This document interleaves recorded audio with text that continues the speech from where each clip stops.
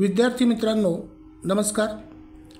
आज आपण BEdमधील gender school and society लिंगभाव शाळा आणि समाज यामधील लिंगभाव भूमिका जेंडर रोल्स याविषयी माहिती घेऊ। मी प्राध्यापक MR जोशी MM एडसेट श्री शारदा भवन शिक्षण संस्थेचे अध्यापक महाविद्यालय नांदेड येथे सध्या असिस्टंट प्रोफेसर या पदावर करते। चला तर पाहूया लिंगभाव भूमिका जेंडर रोल्स। आता सुरुवातीला समाजशास्त्रज्ञांनी दिलेल्या लिंगभाव भूमिकांच्या महत्त्वाच्या व्याख्या पाहू। लिंगभाव भूमिका जेंडर रोल्स म्हणजे समाजाने स्त्री आणि पुरुष यांच्यासाठी ठरवून दिलेल्या विशिष्ट अपेक्षा, जबाबदाऱ्या आणि वर्तनाचे नियम होत। वेगवेगळ्या समाजशास्त्रज्ञांनी या संकल्पनेचे वेगवेगळ्या पद्धतीने विश्लेषण केले आहे। खाली काही महत्त्वाच्या व्याख्या दिल्या आहेत। पहिली व्याख्या आहे जागतिक आरोग्य संघटना WHO। लिंगभाव भूमिका म्हणजे समाजाने ठरवून दिलेल्या सामाजिक जबाबदाऱ्या, वर्तन पद्धती आणि गुणधर्म जे विशिष्ट लिंगासाठी योग्य मानले जातात। दुसरी ॲन ओकले 1972ची व्याख्या, लिंगभाव भूमिका या जैविक लिंगावर आधारित नसतात तर त्या समाजाच्या सांस्कृतिक आणि सामाजिक प्रक्रिया, शिक्षण आणि माध्यमांमधून घडवल्या जातात। त्याच्यानंतर तिसरी व्याख्या सिगमंड फ्राईड 1933, लिंगभाव भूमिका या मुलांच्या वयाच्या पहिल्या काही वर्षातच विकसित होतात आणि त्या त्यांच्या सामाजिक व मानसिक जडणघडणीचा एक महत्त्वाचा भाग असतात। त्याच्यानंतर चौथी व्याख्या टॉलकाट पार्सन्स 1955, लिंगभाव भूमिका या दोन प्रकारच्या असतात। नंबर 1 पुरुषांसाठी यंत्रवत भूमिका इन्स्ट्रुमेंटल रोल्स ज्या आर्थिक उत्पन्न, संरक्षण आणि निर्णय क्षमतेशी संबंधित असतात। नंबर 2 स्त्रियांसाठी भावनिक भूमिका एक्सप्रेसिव्ह रोल्स ज्या मुलांची संगोपन, घरकाम आणि सामाजिक सौहार्द टिकवण्याशी संबंधित असतात। त्याच्यानंतर पाचवी व्याख्या सांड्रा बेन 1981, लिंगभाव भूमिका या समाजाने ठरवलेल्या मानसिक आणि सांस्कृतिक गृहीतकांवर आधारित असतात। व्यक्तीचे वर्तन, विचारसरणी आणि सामाजिक परस्पर संवाद हे त्या भूमिकांवर अवलंबून असतात।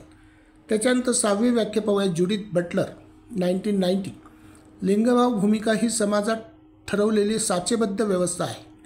त्या जैविक नसून सामाजिक आणि सांस्कृतिकदृष्ट्या निर्माण झालेल्या असतात, त्यामुळे त्या काळानुसार आणि परिस्थितीनुसार बदलू शकतात। त्याच्यानंतर सातवी व्याख्या सिंथिया एपस्टाईन 1988, लिंगभाव भूमिका म्हणजे समाजाने निर्माण केलेली अशी एक चौकट आहे जी स्त्रिया आणि पुरुष यांच्यातील फरक वाढवते आणि तीच योग्य असल्याचे समाज मानतो। थोडक्यात वरील समाजशास्त्रज्ञांच्या व्याख्यानातून हे स्पष्ट होते की लिंगभाव भूमिका या केवळ जैविक लिंगावर अवलंबून नसून त्या समाजाच्या ऐतिहासिक, सांस्कृतिक आणि आर्थिक संदर्भामध्ये तयार होतात। मात्र काळानुसार त्यामध्ये बदल होत असून स्त्रिया आणि पुरुष दोघांनाही समान संधी मिळाव्यात यासाठी प्रयत्न होताना आता दिसत आहेत।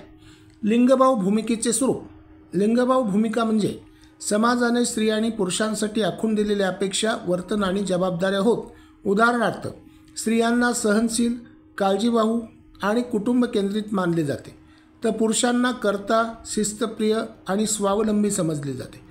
यामुळे स्त्रियांना मुख्यतः घरगुती जबाबदाऱ्या पार पाडाव्या लागतात, तर पुरुषांकडून आर्थिक जबाबदारी सांभाळण्याची अपेक्षा केली जाते। आता लिंगभाव भूमिकांच्या निर्मितीचे काही घटक आहेत, ते घटक कोणते पाहूया। लिंगभाव भूमिका तयार करण्यासाठी खालील घटक महत्त्वाचे असतात। कुटुंब, बालकाची पहिली समाजशाळा म्हणजे कुटुंब। ह्या कुटुंबातून पारंपरिक अशा लिंगभाव भूमिका जोपासण्यास प्राधान्य दिले जाते, जसे की मुलगी घरकाम करेल आणि मुलगा बाहेरचे काम करेल, अशा पद्धतीने वर्तन घडवले जाते। मुलींनी झाडून काढणे, भांडे घासणे, स्वयंपाक करणे ह्या कामाकडे लक्ष देण्यासाठी वडीलधाऱ्या मंडळीकडून सांगितले जाते व मुलग्यांना हीच वडीलधारी मंडळी बाजार करणे, बाहेरून किराणा सामान आणणे, बाजारहाट करणे इत्यादी कामे सांगत असतात। शिक्षण प्रणाली, पाठ्यपुस्तकांमध्ये मुलींना अधिक भावनिक आणि मुलांना विज्ञानवादी व तर्कनिष्ठ दाखवले जाते। खेळांमध्ये लिंगभेद आढळतो, जसे की मुलांसाठी क्रिकेट आणि मुलींसाठी नृत्य व संगीत खुर्ची। शिक्षकांकडून मुलींना अधिक विनम्र राहण्याचा सल्ला दिला जातो, तर मुलांना आत्मविश्वास वाढवण्याचा सल्ला दिला जातो। धर्म आणि परंपरा, बहुतेक धर्मांमध्ये स्त्रियांवर काही निर्बंध घालण्यात आले आहेत, धार्मिक विधींमध्ये पुरुषांची प्रमुख भूमिका असते. स्त्रियांना अलंकारप्रिय, सौंदर्याभिमुख ठेवण्यास प्रोत्साहन दिले जाते.